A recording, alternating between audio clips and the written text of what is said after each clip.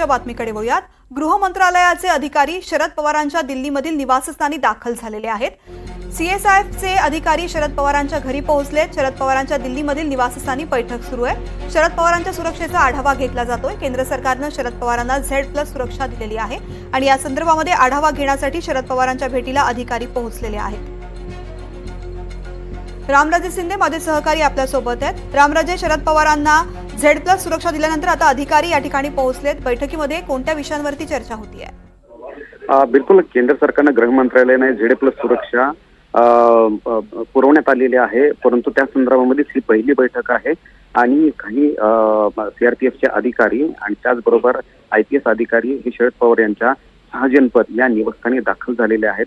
संपूर्ण सुरक्षेचा आढावा घेतला जात आहे आणि ही सुरक्षा का दिली जात आहे, कशामुळे दिली जात आहे या संदर्भातची चर्चा आता आतमध्ये सुरू आहे। त्यामुळे पाहावं लागणार आहे की शरद पवार ही सुरक्षा घेणार की नाही, कारण आपल्याला माहिती आहे की मध्यंतरी जो संपूर्ण गृह मंत्रालय आढावा घेतला होता त्यामुळे ज्या व्यक्ती जे अतिमहत्वाचे व्यक्ती आहेत त्यामध्ये मोहन भागवत यांची सुद्धा सुरक्षा व्यवस्था वाढवण्यात आलेली आहे आणि त्यानंतर आता शरद पवार यांची सुद्धा Z+ ही सुरक्षा देण्यात आलेली आहे। त्या संदर्भामध्ये ही बैठक चालू आहे आणि शरद पवार ही सुरक्षा घेतात की नाकारतात ते पाहावं लागणार।